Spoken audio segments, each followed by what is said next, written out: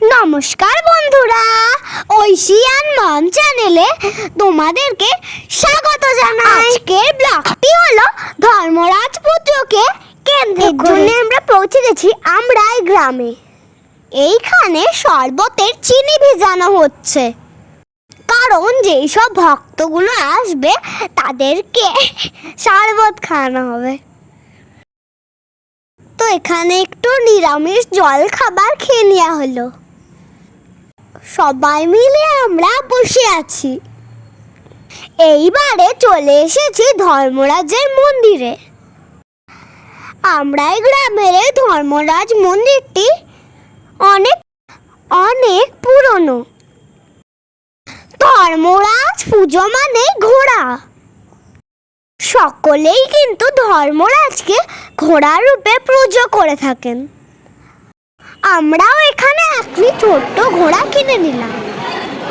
এইবারে আমরা মন্দিরে প্রবেশ করছি পুজো দেওয়ার জন্যে। আমরা ধর্মরাজ পুজোর একটা বিশেষত্ব আছে। যখন পুজো শুরু হয় তখন ওই মন্দিরের চাতালে কোনো মহিলা থাকতে পারবে না। মহিলা যদি থাকে তাহলে ধর্মরাজের ফুল পড়বে না। আর ফুল পড়ার পরেই বান পোড়া শুরু হয়। এইখানে কিন্তু বান পোড়া খুবই বিখ্যাত।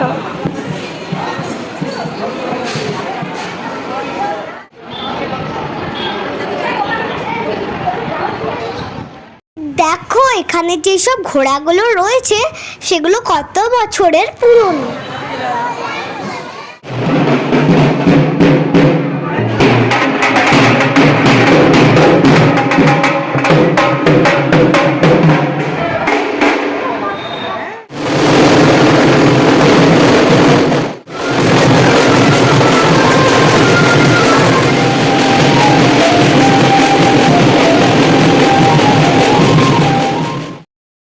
আর এই যে দেখো আমরা এর বিখ্যাত কালী মা, মা কল্যাণী।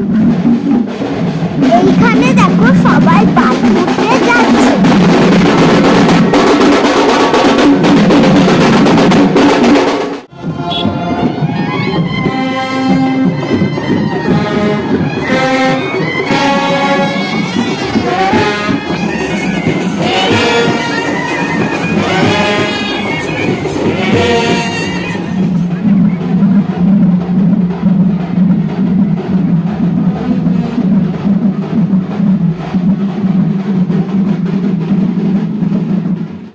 किसी कार्टून चुनन का साया हो, तुझे मन गागन और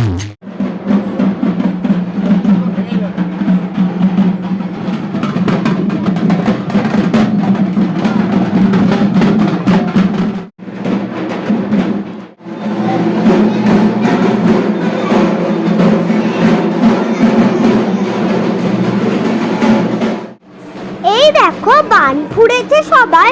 এইবারে গোটা গ্রাম ঘুরবে। এক একজন তো 100টার বেশি বান ফুড়েছে শরীরে, কিন্তু তাদের ধর্মরাজের কৃপায় কোনো অসুবিধা হয় না শরীরের।